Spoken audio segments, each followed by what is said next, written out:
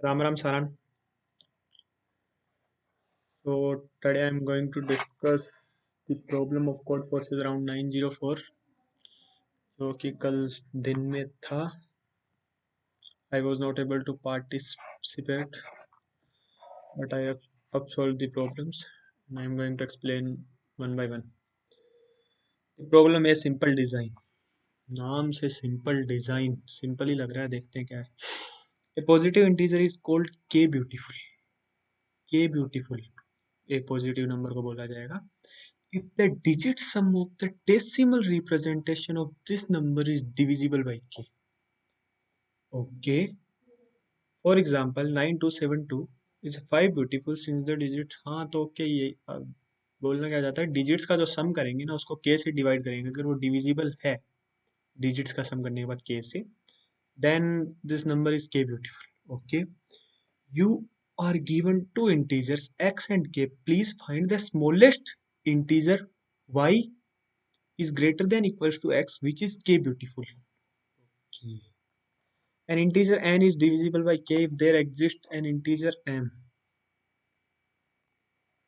ये तो पता है ये डिविजिबल क्या होता है. तो एक्चुअली बोल क्या रहा है, अपने इनपुट में क्या गिवन होगा, तो अपने गिवन होगा एक x, एक क्या गिवन होगा k. एक नंबर ब्यूटीफुल कब है, k ब्यूटीफुल कब है, ब्यूटीफुल कब है कोई भी नंबर y अगर डिजिट का सम y की डिविजिबल y क्या हो जाए, k हो जाए, तब वो क्या है, k ब्यूटीफुल क्या है. तो मेरे को y बताना है such that y is greater than equals to x. तो y की वैल्यू क्या करनी है, मेरे को मिनिमम करना है. ओके, और ये कंस्टेंट सेटिस्फाई होना चाहिए, x के या तो x होगा आंसर, या फिर x प्लस वन होगा, या फिर ऐसा होगा. एक्चुअली दिमाग में क्या आता है अपने को, इस प्रॉब्लम को देखते हैं. कंस्टेंट देख लो यार, x 10 to 9 है, k इज 10 है. सो ठीक है, अब इसके बारे में सोचना शुरू किया मैंने. जैसे मैंने क्या सोचा कि मैं डिजिट्स का सम करूंगा, सबसे पहले x का ही सम करता हूँ. चलो x का मैंने सम किया, x की डिजिट्स का सम किया, उसको मैंने k से डिवाइड किया. अगर रिमाइंडर मेरा जीरो आ गया तो आंसर क्या हो जाएगा, x. अगर जीरो नहीं आया, मान लो अगर रिमाइंडर मेरा क्या आया, ये कुछ भी आया, r आया, r रिमाइंडर आया, रिमाइंडर क्या बचना चाहिए था, जीरो बचना चाहिए था. और मान लो इस नंबर के पास कुछ नंबर्स था x. अब मैं इसको किस में बनाने की कोशिश करूंगा यार, इसको क्या कितनी वैल्यू दे दूं, या तो इसका जो सम है ना वो r की बजाय क्या हो जाए, k हो जाए, तो रिमाइंडर जीरो बचता है, या फिर क्या हो जाए, r की बजाय जो k ही हो जाए, r की बजाय, मतलब जो रिमाइंडर r बच रहा था ना, रिमाइंडर r की बजाय जीरो बचना चाहिए, तो इसको कितनी वैल्यूज और चाहिए. जैसे चार, अगर मान लो चार रिमाइंडर बचा 7 से डिवाइड करने के बाद, तो इसको कितनी वैल्यू और दूं, तीन वैल्यू और देते ये जीरो बन जाएगा ना. या फिर इसको क्या, ये चार वैल्यूज हटा दूं, या तो ये कम कर दूं वैल्यूज सम को, जो सम कर रहा है डिजिट का, या फिर डिजिट का सम क्या कर दूं, जीरो कर दूं. ऐसी कुछ ही अप्रोच दिमाग में आई होगी.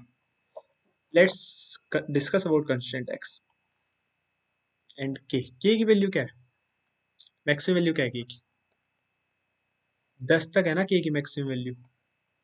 ठीक है, अगर k की मैक्सिमम वैल्यू क्या है मेरी, 10 तक है, तो मैं कर क्या सकता हूँ. एक्चुअली मैं क्या कर सकता हूँ कि अगर मेरी k की वैल्यू 10 है ना, तो मेरा मैक्सिमम मतलब जो डिफरेंस है, तो मेरे को 5 से ऐसे बढ़ाना पड़ेगा. तो मैं जैसे सोचना, मैंने कैसे शुरू किया था कि मैं सारी वैल्यू एक स्ट्रिंग की तरह सोच लूँ और लास्ट वैल्यू को बढ़ा दूँ. जैसे लास्ट वैल्यू 1 है, तो इसमें 5 से बढ़ाना है, तो यही करेंगे, ऑब्वियसली 5 से बढ़ाएंगे इसी को, लास्ट वैल्यू को. पर अगर नहीं बढ़ा पाया, मान लो लास्ट वैल्यू 9 थी, 9999 है, और अभी भी मेरे को बढ़ाने के लिए एक बढ़ाया, तो बढ़ाना ठीक थोड़ी ना रहा. तो क्या मैं ये बोल सकता हूँ क्या, अगर मैं x को आगे बढ़ाते जाऊं और उसको चेक करते जाऊं, चेक कितने में कर सकता हूँ, जो स्ट्रिंग की लेंथ होगी मैक्सिमम कितने डिजिट, 9 या 10 डिजिट होगी, है ना. चेक करते जाऊं, तो कितने ऑपरेशन के बाद ये रुक जाएगा, के ऑपरेशन के बाद मैक्सिमम के ऑपरेशन तक जाएगा. ये चीज मैं बोल सकता हूँ क्या. जैसे मान लो अगर ये जीरो नहीं बना, कहीं भी जीरो नहीं बना, जैसे नंबर बढ़ता जा रहा है तो वैल्यू बढ़ती जा रही है, तो कहीं ना कहीं जाके तो वो जीरो होगा. अगर कहीं भी जीरो भी बन गया, मान लो घटा एक पॉइंट पे जाके, कहीं जाके जीरो बन गया, maximum maximum roast case scenario बोल रहा हूँ, टू के ऑपरेशन ये नहीं होंगे, जबकि के ऑपरेशन में काम हो जाएगा. अगर जीरो भी बन गया कहीं पे जाके मान लो, फिर रिमाइंडर क्या बन गया, 1 बन गया, कैसे भी करके बन गया, फिर कितने चाहिए होंगे उसको, 9, तो जीरो बनने के बाद तो उसको 9 भर सकता है ना आगे लास्ट में, भर सकता है नहीं भर सकता, बिल्कुल भर सकता है। तो मतलब अगर मैं सीधा ब्रूट फोर्स लिखूं, एक्स को बढ़ाते जाऊं और उसको चेक करते जाऊं, चेक कैसे करूंगा, डिजिट्स का सम लूंगा, डिजिट का सम कैसे लूंगा, उसका कोड देख के अपन समझ लेंगे। एक्चुअली मैं आज थोड़ा ए पे ज़्यादा टाइम दे रहा हूँ, क्योंकि कुछ लोगों ने बोला था थोड़ा इनिशियल प्रॉब्लम को भी टाइम देना। तो एक्चुअली हुआ क्या, मैं डिजिट्स का सम करूंगा और चेक कर लूंगा। चेक करने में कितने लगे, मतलब 10 ऑपरेशंस, 10 डिजिट्स थी तो, और मैक्सिमम कहाँ तक जा रहा है, 10 डिजिट्स तक, या फिर 20 मान लो, 20 ये यार 200 के आसपास, और टी की वैल्यू कोई दिक्कत ही नहीं है। बस यही था यार, थोड़ा सा लॉजिक लगा के प्रूफ करना था, कुछ लोग ऐसे भी इम्प्लीमेंट करेंगे उनका भी चल जाएगा, तो ये प्रॉब्लम ऐसे ही आसान होती है ना। मैंने वन जब मैं बढ़ाता गया वैल्यू, एक्स की वैल्यू, और चेक करता गया, M P G equal to x के मैंने सारे डिजिट्स का सम के लिए कोड लिखा है, डिजिट के सम के लिए ऐसे ही कोड लिखते हैं ना। तो फिर सम को चेक कर लिया, अगर है ना तो ब्रेक कर दिया वहां पे और एक्स को प्रिंट कर दिया।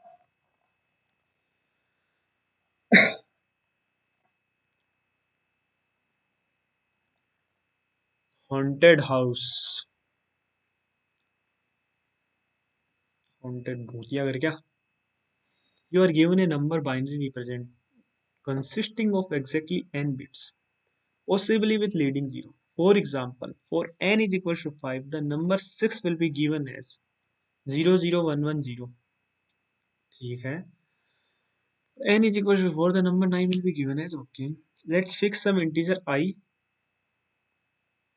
such that in one operation you can swap any two adjacent bit of the binary representation. Your goal is to find the smallest number of operations you are required to perform to make the number divisible by 2i, so that it is impossible. Please know that the number you are solving is independent. मिल गया है।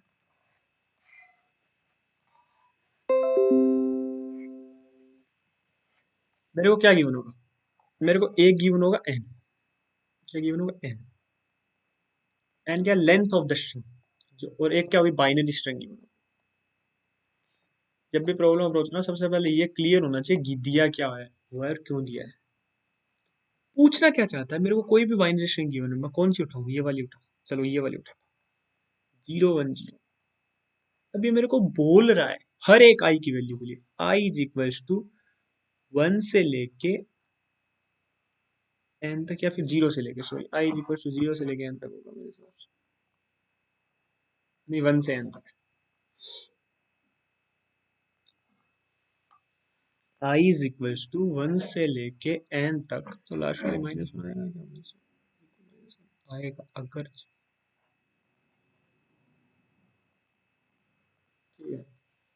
आई is equals to 1 से लेके N तक है।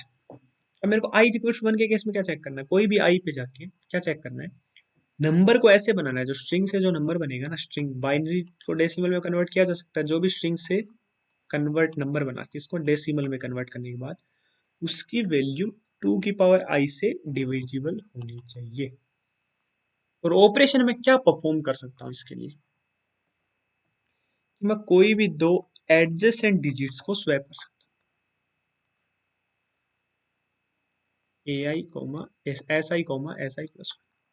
Actually मैं ये operation perform कर सकता हूँ, कोई भी दो एडजेसेंट डिजिट्स को मैं स्वैप कर सकता हूँ। पहले ये बताओ नंबर कब डिविजिबल होगा 2 टू पावर आई की, कोई भी स्ट्रिंग्स को अगर मैं डेसिमल की स्ट्रिंग है तो 2 टू द पावर आई से कैसे डिविजिबल होगा, ये बताओ। 8 से मान लो क्या है, 4 है, तो 1110, क्या ये 4 से डिविजिबल होगा, नहीं होगा।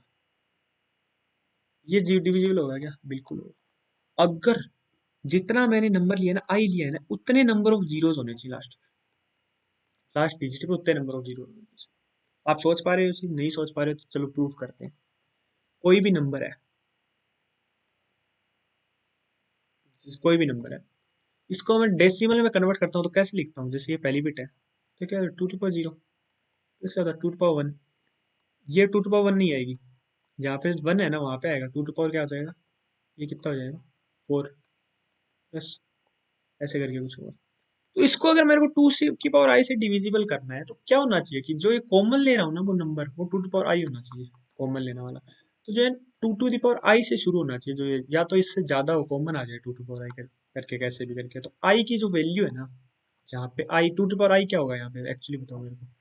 जहाँ पे वन पहला वन लाई करेगा, पहला वन कहाँ पे लाई करना चाहिए, आई जहाँ पे चेक कर रहा हूँ आई या आई से बड़ी वैल्यू के लिए लाई करना चाहिए पहला वन। ठीक है, ऐसे कन्वर्ट।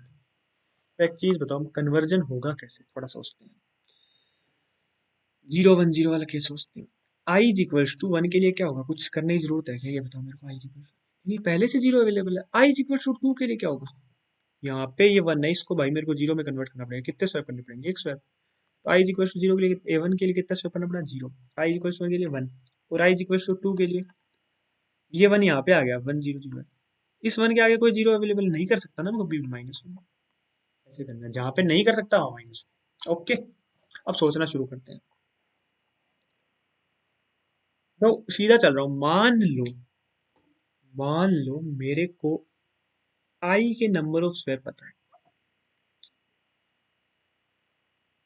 पहले जितने स्वैप हुए ना, डीपी ऑफ आई के स्वैप पता है मेरे को, DP of I plus one के स्वैप पता करना है।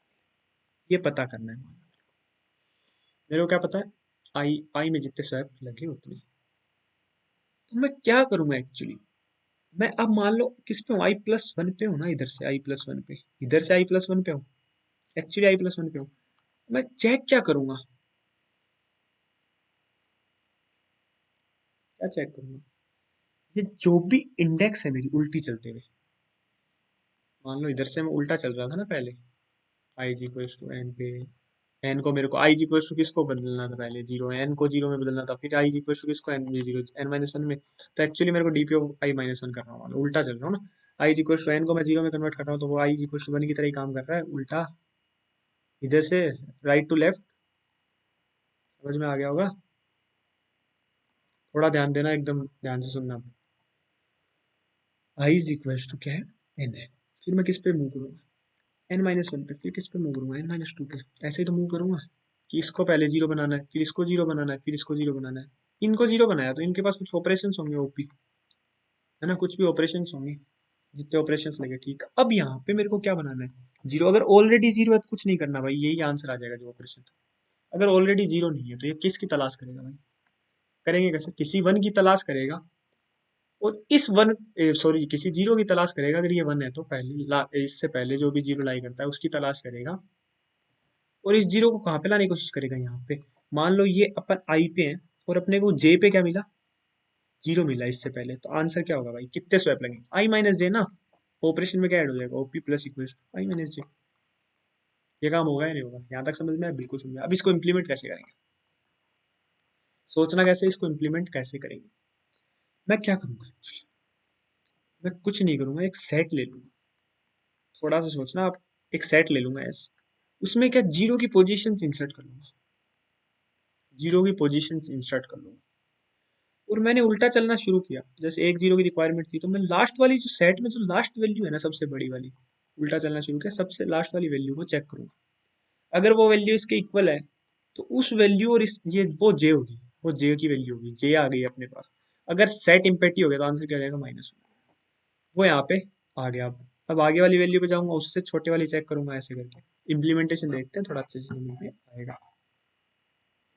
मैं यही बोलूंगा, लॉजिक है ना, और इसने टू पॉइंटर भी डाला है, मतलब उसकी भी जरूरत नहीं थी वैसे। ये वो क्या करेगा, जीरो की तलाश करेगा एक्चुअली, जहाँ पे जीरो मिला आगे जाएगा। हाँ, इसकी भी जरूरत नहीं, सेट की भी जरूरत नहीं थी।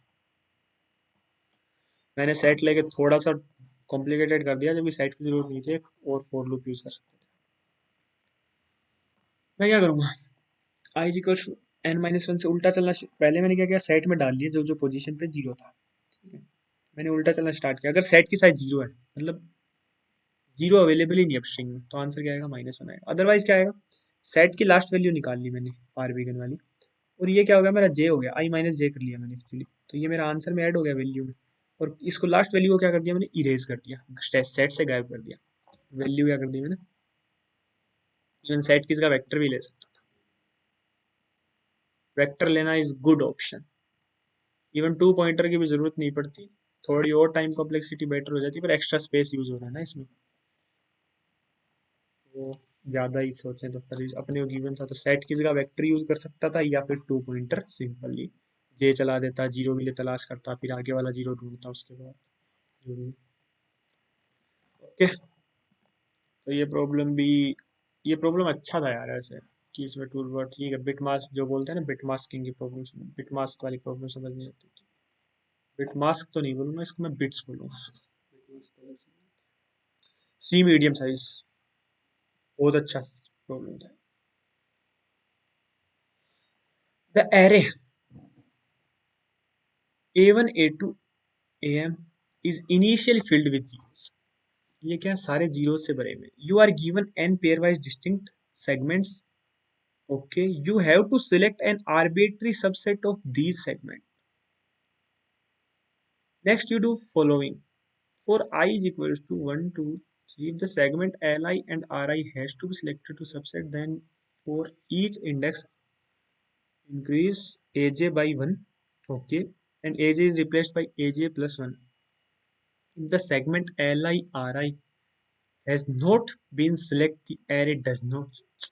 Next, after processing all the values of I is equals to 1, you can compute max of A as the maximum value among all the elements of A। Okay, and minimum of A means minimum value among all the।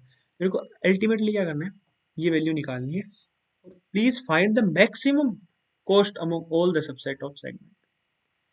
पहले सवाल समझ में आना जरूरी है, और constraint तो बहुत ज्यादा जरूरी है। तो अपन यहाँ रहेंगे भैया, यहाँ से वाला, और अब समझते हैं। तो एक्चुअली एक चीज बताओ, गिवन क्या होगा मेरे को, एम गिवन होगा, एम क्या रेंज दे रहा है, वो वैल्यू किसकी होगी। इसका मतलब क्या होगा, एम का मतलब एक मेरे पास एम साइज की एरे है। किस साइज की एरे है, एम साइज की एरे है।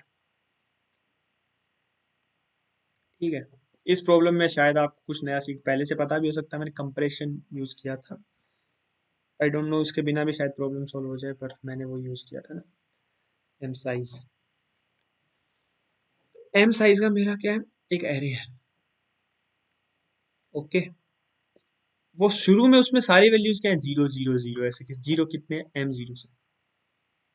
अब मेरे को क्या एन सबसेट गिवन है, एन गिवन है पेयर वाइज सेट, तो उसमें हर एक वैल्यू के पास क्या होगा, आई वैल्यू के पास क्या होगा, एल आई और आर आई होगा।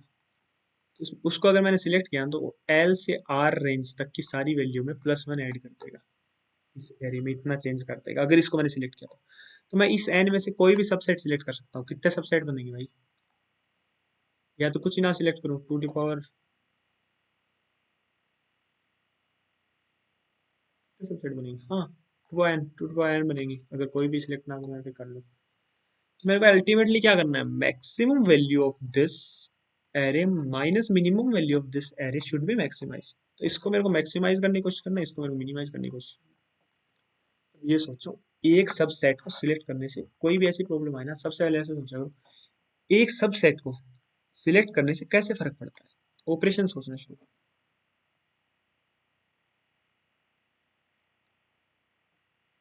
पहले प्रॉब्लम को सोचना शुरू किया मैंने क्या किया, ऐसे सबसेट्स का सोचा, ये है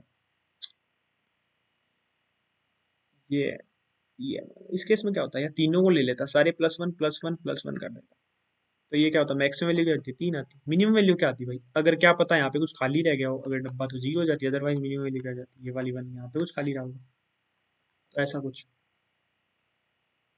और ये चीज सोचने में दिमाग में आ रही होगी, मेरे पास रेंज क्या है नंबर्स की, थोड़ा सा ध्यान से, वन से लेके एन।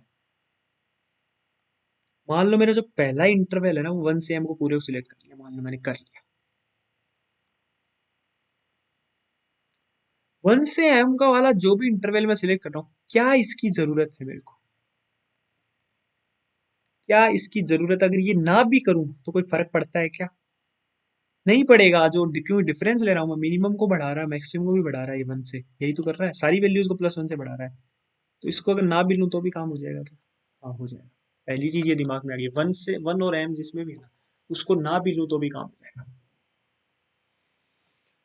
अब एक्चुअली थोड़ा सा और ध्यान से सोचना, अगर मैं क्या करूँ, मिनिमम को मैं 0 कर दूं? मिनिमम को मेरे को क्या करना है, 0 करने ट्राई करना। एक चीज, ये केस सोचो एक बार, ऐसे कॉर्नर केस सोचना शुरू करो। तो क्या मिनिमम मिनिमम ऑफ ए अगर 0 होगा, तब क्या ये मैक्सिमम वैल्यू दे सकता है क्या? मैक्सिमम वैल्यू दे सकता है क्या मिनिमम ऑफ अगर ए 0 करूंगा तो? ये चीज प्रूफ करो। अगर मिनिमम ऑफ ए अगर मैं 0 करूं तो maximum of A minus minimum of A, जो भी डिफरेंस था मैक्सिमम और मिनिमम का, क्या उस पर कोई फर्क पड़ेगा क्या? नहीं पड़ेगा। हाउ? आप बोलोगे कैसे? कोई भी इंटरवल कवर कर रहा है, किसको कर रहा है? 1 को मान लो, 1 को कवर कर रहा है 1 से। m को मान लो नहीं कवर कर रहा है। फिर कुछ वैल्यूज ऐसे होंगी, कोई भी कवर करेंगे, कोई भी इंटरवल्स गिवन होंगे। अगर मान लो कोई m को कवर नहीं कर रहा है, m 0 रहा, सारे सिलेक्ट कर लो, जो भी मैक्सिमम वैल्यू आएगी वो ले लो। एक्चुअली यही हुआ। पर मान लो कुछ इंटरवल्स m को भी एज वेल कवर कर रहे हैं, 1 को भी कर रहे हैं और m को भी कर रहे हैं कवर।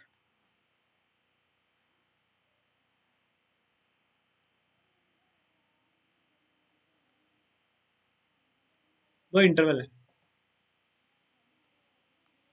थोड़े से एज केसेस बनाए सोचा। दो इंटरवल है, 1 से लेके x माइनस 1 को कवर कर रहे हैं और दूसरा इंटरवल x से लेके m को कवर कर रहा है। तो क्या मेरे को ये लेने की जरूरत थी? अगर दो इंटरवल एक दूसरे को इंटरसेक्ट नहीं कर रहे तो क्या उनको लेने की जरूरत है? मैं आइडिया से बोल सकता हूँ क्या कि 0 अगर बन रहा है, मान लो कोई भी नंबर किसको करेगा, कोई भी इंटरवल क्या करेगा, सबको +1 करेगा। अरे यार, सबको +1 कर रहा हूँ तो मैक्सिमम भी +1 से बढ़ रहा है। अगर मिनिमम वाले, अगर मान लो उस इंटरवल में मिनिमम लाई कर रहा है, वो भी +1 से बढ़ रहा है ना। मैक्सिमम को तुम +1 से बढ़ा रहे हो। अगर मिनिमम वाले पे कोई भी इंडेक्स आई पे मिनिमम है, कोई भी इंडेक्स आई पे मिनिमम है, उसको कोई इंटरवल ओवरलैप कर रहा है, मान लो मिनिमम इसी इंडेक्स पे है, मेरे को आई पे मिनिमम रखना है, मान लो। ये केस सोच के देखो, अगर मिनिमम रखना है मेरे को, और अगर मैं एल से आर इस इंटीजर में लाई कर रहा हूँ, तो मैं इसको अगर +1 से बढ़ा रहा हूँ, अगर एल से आर मैं क्यों सिलेक्ट करूंगा? एल से आर मेरा क्या कर रहा है, सबको +1 कर रहा है। तो मैं क्या चाहूंगा, ये +1 किस में जुड़े, किस में जोड़ना चाहूंगा, मैक्सिमम में जोड़ना चाहूंगा। अगर एल से आर में मान लो मैक्सिमम भी लाई कर रहा है, उसमें भी +1 कर रहा हूँ, और मेरा मिनिमम भी उसी में लाई कर रहा है, +1 हो रहा है, तो डिफरेंस में कोई फर्क पड़ा क्या? इससे अच्छा तो ये लेता ही नहीं। यानी जिस भी नंबर को मिनिमम कर रहा हूँ उसको क्या रखना पड़ेगा, 0 रखना पड़ेगा। अब मेरे को कोई बता सकता है कि कौन कौन सी इंडेक्स, किस इंडेक्स को मिनिमम करने की कोशिश करूँ, कौन से इंडेक्स को मैं मिनिमम करने की कोशिश करूँ? अब मेरे दिमाग में क्या है, मेरे को कुछ इंटरवल्स गिवन होंगे, या तो 1 से m पूरा होगा, या फिर कुछ ऐसा होगा 1 से शुरू होने वाले कुछ होंगे, या फिर कुछ भी होंगे, कुछ भी इंटरवल्स होंगे। तो या तो मैं 1 को 0 मिनिमम करने की कोशिश करूँ, या फिर m को करने की कोशिश करूँ। या तो मैं 1 को मिनिमम करने की कोशिश करूँ, या तो मैं किसको करने की कोशिश करूँ, m को, जो m वाली वैल्यू है उसको मैं क्या करने की कोशिश करूँ, मिनिमम करने की कोशिश करूँ। यानी इन दोनों में से एक को 0 करना है, या तो 1 को कर लो या m को कर लो। तो दोनों केस लेंगे, जिसमें मैक्सिमम की वैल्यू ज्यादा आएगी ना, जिसको 0 करने पे, वो आंसर हो जाएगा। ये चीज समझ में आई? दिख रहा होगा सीधा का सीधा, कुछ भी इंटरवल्स गिवन होंगे, अगर मैं m को 0 नहीं कर रहा, m माइनस 1 को कर रहा हूँ, तो एक्चुअली आप यार उनको लेने का फायदा क्या है यार? अगर मैं m माइनस 1 को कर रहा हूँ तो 0 को भी कर सकता हूँ, या फिर m को कर सकता हूँ। कुछ भी इंटरवल्स के बारे में सोच के देखो एक बार। यहाँ पे m लाएगा, इसको क्यों लूंगा मैं? जरूरत नहीं है इसको लेने की। अगर इसको मैं 0 कर रहा हूँ तो भी यहाँ पे 3 आंसर आ रहा है ना। एक्चुअली किसको, 0 को या फिर m को करना है, 1 को और m को करना है। क्या करना है? 0 करना है उसको। कैसे उसको 0 मेंटेन रखना है? उसको 0 मेंटेन कर रखने के लिए क्या करना पड़ेगा? 1 को 0 मेंटेन रखने के लिए क्या करना पड़ेगा? ऐसा इंटरवल जिसमें पहली इंडेक्स क्या हो, 1 हो, वो लेनी ही नहीं है, जिसमें l की वैल्यू क्या हो जाए, 1 हो जाए। और ऐसा इंटरवल जिसमें, या फिर ऐसा इंटरवल जिसमें r की वैल्यू क्या हो जाए, r के,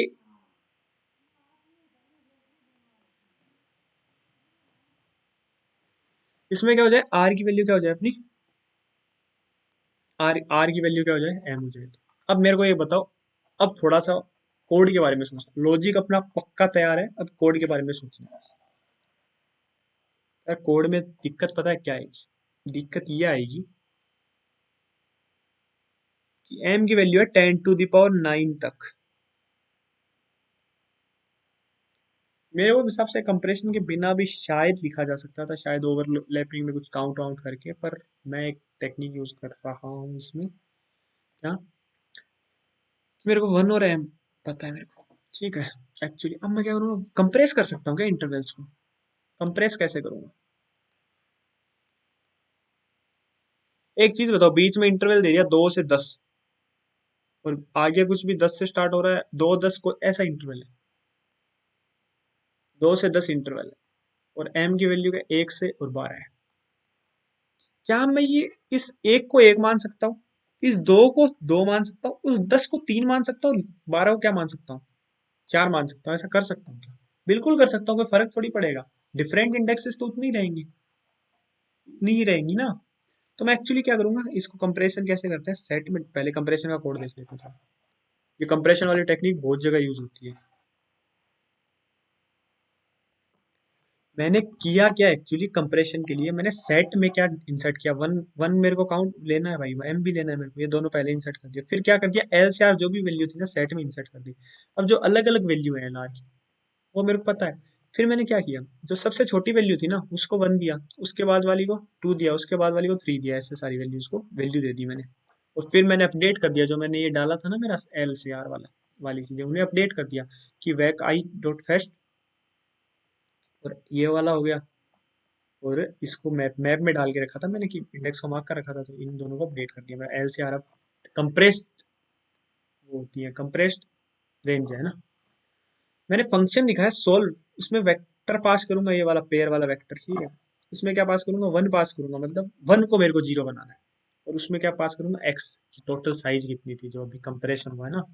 1 से m, पहले m की एरे की साइज, अब x हो गई एरे की साइज कंप्रेशन के बाद। और x-1 हो गया, x-1 वाले को मैं क्या करूंगा, 0 करूंगा, और एरे की साइज क्या हो गई मेरी, एरे की साइज क्या होगी, x होगी। और x-1 वाले को मैं 0 करूंगा। इवन एरे की साइज x नहीं हुई है, 1 से स्टार्ट कर रहा हूँ, तो एरे की साइज होगी x प्लस, सॉरी x-1 ही हुई है एरे की साइज, और x मैं ले रहा हूँ, ठीक है, क्योंकि x प्लस प्लस यहाँ पे अपडेट हो जाए। एक्चुअली कंप्रेशन का प्रूफ देखो,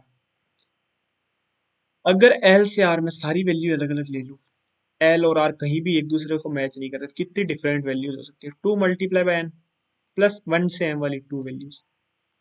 तो इतने में कंप्रेस नहीं होगी क्या एम की एरे, एम साइज की एरे, एन की वैल्यू का 2 से 2 मल्टीप्लाई 10⁵ की एरे बन गई यार, प्लस 2 साइज एरे बन गई, कंप्रेस हो गया ना एरे, बिल्कुल हो गया। अब मैं क्या करूंगा एक्चुअली, मैंने बोला क्या था आपको कि मैं लूंगा ही नहीं वो वाली वैल्यूज जिनकी, अगर वो वैल्यू जो मेरा एल एफ की वैल्यू, जहाँ पे मैंने एल एफ फंक्शन में एल एफ लिखा है, तो ये एल एफ का मतलब क्या है, इसको 0 बनाना है मेरे को। अगर कोई भी रेंज किसी भी रेंज में ये लाई कर रहा है, तो उसको नहीं लेना, उस रेंज को एल सी आर वाले को सिलेक्ट ही नहीं करना। अदरवाइज सिलेक्ट करके मैं क्या कर रहा हूँ, ये चीज समझने की कोशिश करना। ये टेक्निक मैं पहले भी यूज कर चुका हूँ, कि मेरे पास कोई भी एरे है, कोई भी एरे है, उसमें क्या है यूज हो रहा हूँ मैं, +1 कर रहा हूँ किस वैल्यू को, एल वाली को, और आर वाली को क्या करता हूँ, आर से जो आगे वाली वैल्यू है ना उसको -1 कर देता हूँ, फिर प्रीफिक्स हम ले लेता हूँ। +1 हाँ जी, यहाँ पे तक 1 हो गया, फिर माइनस आगे जाके 0 हो गया, इसका असर खत्म हो गया। तो इस रेंज की सारी वैल्यूज क्या हो गई, +1 बढ़ गई ना लास्ट में, अगर मैं प्रीफिक्स हम लूँ तो। ये टेक्निक बहुत जगह यूज की है मैंने पहले भी, और मैंने बताया भी है आपको। जो एल वाली वैल्यू है ना उसको लिख दूंगा +1, जो r+1 वाली वैल्यू है ना उसको क्या लिख दूंगा, -1। और फिर अगर मैं प्रीफिक्स सम कर रहा हूँ, तो आगे वाली वैल्यू 0 हो गई, ये वाली वैल्यू, और यहाँ तक की वैल्यू क्या हो गई, सारी 1 1 1 हो गई, एक से इंक्रीज किया, तो ये कर लो। अदरवाइज तो बिग ऑफ एन स्क्वायर लग जाएगा, ठीक है। तो मैंने क्या किया, प्रीफिक्स में अपडेट कर दिया, और फिर क्या प्रीफिक्स सम ले लिया, और जो मैक्सिमम वैल्यू थी ना, मैक्सिमम वैल्यू वो आंसर होगी, मैक्सिमम बनेगा, और रिटर्न मैक्स होगा। तो मैंने क्या किया, 1 वाले को 0 बनाने की कोशिश की, और x-1 वाले को 0 बनाने की कोशिश की, जो कि अपना m है। अल्टीमेटली ये m ही है। अगर M P of x-1, M P of m print करके देखोगे ना, वो x-1 आएगा। एक्चुअली क्या होगा मेरा आंसर, और आंसर जो इन दोनों का मैक्सिमम था उन्हें प्रिंट कर दिया। बहुत अच्छा प्रॉब्लम था। क्या ये कंप्रेशन के बिना भी शायद प्रॉब्लम सॉल्व हो सकती है, आई डोंट नो, तो मैं बाद में देखूंगा। ये यार ये प्रॉब्लम भी वो बोलते हैं ना इसे, जो अपनी सीओ एल्गोरिथम लिखते हैं उसका रियल यूज है कि अगर आपने उस एल्गोरिथम को समझा है तो प्रॉब्लम सॉल्व कर सकते हैं। ये सवाल क्या बोल रहे हैं, you are given an array of integers a1 a2 and a pair of integer I comma j such that is called good if does not exist an integer k such that ai is divisible by ak and aj is divisible by ak at same time। दोनों same time पे दोनों से divisible नहीं होना चाहिए। Find the number of good pairs. Problem को पढ़ते कैसे, पहले इक्वेशन में लिखो प्रॉब्लम। वैसे जब भी प्रॉब्लम मेरे को क्या गिवन होगा, मैं पहले सबसे पहले क्या करूंगा, अगर ब्रूट फोर्सली सोचो आई और जे क्या करूंगा सिलेक्ट। मान लो मैंने अब आई और जे सिलेक्ट कर लिया, एक वैल्यू क्या ए आई है, एक वैल्यू क्या ए जे है। अब मेरे को करना क्या है, मेरे को एस के की कौन कौन सी वैल्यू के लिए, 1 से लेके एन तक कोई भी वैल्यू के लिए ऐसा ए के लाई नहीं करना चाहिए such that A I percent के क्या हो जाए, जी हो जाए, एंड एंड क्या हो जाए उसके साथ ही उसी टाइम पे ए जे परसेंट के भी जी हो जाए, ए के क्या हो जाए जी हो जाए। इसका मतलब समझते हो क्या यार, ये क्या बोलना क्या चाहता है कि ए आई किससे डिविजिबल है, के से भी डिविजिबल है, तो ए जे किससे डिविजिबल है, इस ए के से डिविजिबल है। तो इसका मतलब क्या है, क्या इन दोनों का जो जीसीडी है ए आई और ए जे का वो ए के से डिविजिबल होगा या नहीं होगा, होगा या नहीं होगा। ए आई और ए जे का जो जीसीडी है वो उसको अगर मैं ए के से डिवाइड करूं, अगर वो परफेक्टली डिविजिबल है मतलब वो इनसे भी डिविजिबल है। ऑब्वियस सी बात है। तो ये काम हो गया, अपने ये लिख लिया। अपने को फर्क किससे पड़ता है, जीसीडी से। GCD of A I comma A J percent ए के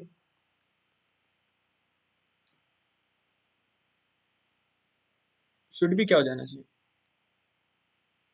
अगर इज इक्वल टू जीरो है तो वो पेयर क्या है, सूटेबल नहीं है, उसको काउंट नहीं करना अपने को। अपन क्या करें, एक चीज बताओ, इस सवाल को तोड़ना कैसे है। मान लो अगर मैं ये वाले पेयर्स काउंट कर लूं कि सच दैट ऐसा हो रहा है, ऐसे वाले डिफरेंट पेयर्स काउंट कर लूं, तो मैं क्या, टोटल नंबर ऑफ पेयर्स कितने होंगे एरे में, N multiply by N minus one by two, N C two ही तो होते हैं, एन सी टू माइनस क्या कर दूंगा, ये वाली वैल्यूज माइनस कर दूंगा। तो मैं ये कैसे काउंट करूंगा, एक चीज बताओ।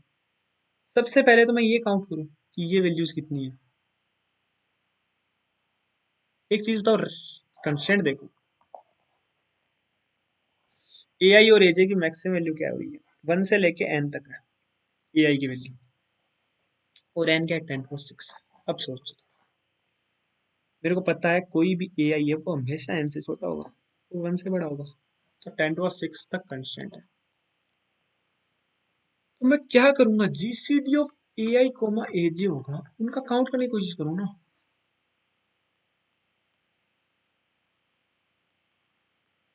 ये कोई मान लो कोई वैल्यू है, ये कुछ भी वैल्यू है मान लो, ये एक फिक्स वैल्यू है जीसीडी है मान लो। तो क्या क्या वैल्यू पॉसिबल हो सकती है, 1 भी हो सकती है, 2 भी हो सकती है, ऐसे करके एन भी हो सकती है, अगर दो एन लाई कर दूं तो कितनी वैल्यूज हो सकती है, ये एन तक वैल्यूज हो सकती है। और मैं कोशिश क्या करूं कि नंबर ऑफ पेयर्स निकाल लूं, DP of GCD. DP of GCD क्या बोलेगा, जीसीडी ऐसे नंबर ऑफ पेयर्स जिनका जीसीडी क्या हो जाए, जीसीडी हो जाए, या फिर जीसीडी में जी हो जाए। एक्चुअली मैं ये इस आइडिया तक पहुंच गया था, पर लास्ट में जो ये होता है ना, लास्ट वाला इम्प्लीमेंट, ये मैं नहीं कर पा रहा था। इम्प्लीमेंट तो कर पा रहा था पर आइडिया लग गया था। तो जैसे लास्ट वाला जो पार्ट है मैं बताऊंगा कहाँ पे जाके मैं अटका था। तो मैंने एडिटोरियल देखा था, एक्चुअली एडिटोरियल का सॉल्यूशन भी सिमिलर ही है एकदम। तो डीपी ऑफ जे, क्योंकि मैं ऐसे कर रहा था, जी को काउंट तो कर रहा था पर उसमें जो आगे वाली जो कॉमन वैल्यूज है ना वो मैं कम नहीं कर पा रहा था। कॉमन वैल्यूज को कम नहीं कर पा रहा था तो मेरे को दिक्कत हुई थी। तो मैंने एडिटोरियल देखा, तो देखा उसमें कि कम कैसे करनी है वैल्यूज। इवन वो बहुत ज़्यादा आसान चीज़ थी, आई डोंट नो क्यों नहीं सोच पाया वो चीज़, पर होता है कभी कभी। एक्चुअली मेरे को अब समझाना है आपको। तो क्या बोल रहा हूँ, डीपी ऑफ जी है, क्या बता रहा है कि number of pairs such that उनका जीसीडी क्या हो जाए, उनका जो जीसीडी है उनको जी आ जाए, ये बताना है मेरे को। कोई बता सकता है कैसे करें, मतलब कैसे करेंगे, इसको सोल्व करेंगे अपन कि अगर मेरे को डीपी ऑफ जी पता करना है तो क्या होगा, कोई भी नंबर जिसका जीसीडी क्या हो जाए, जी हो जाए। कितने नंबर ऐसे हैं जिनके जीसीडी जी हो जाए, जीसीडी नहीं, जो नंबर जी है, या फिर क्या है नंबर टू जी है, या फिर नंबर क्या है थ्री जी है, या फिर नंबर क्या है जो भी एक्स मल्टीप्लाई बाय जी है, यानी जी के मल्टीपल्स हैं जो भी नंबर्स, उनके काउंट निकाल लूंगा। बोल सकता है उनके काउंट निकाल लूंगा, जी के जो भी मतलब सारे नंबर की पहले मैंने काउंट में फ्रीक्वेंसी स्टोर कर ली और उनके काउंट निकाल लिए मैंने। और अब मेरे को क्या करना है, कितने नंबर्स होंगे एक बताओ जो जिनका जीसीडी क्या जाए जी आ जाए।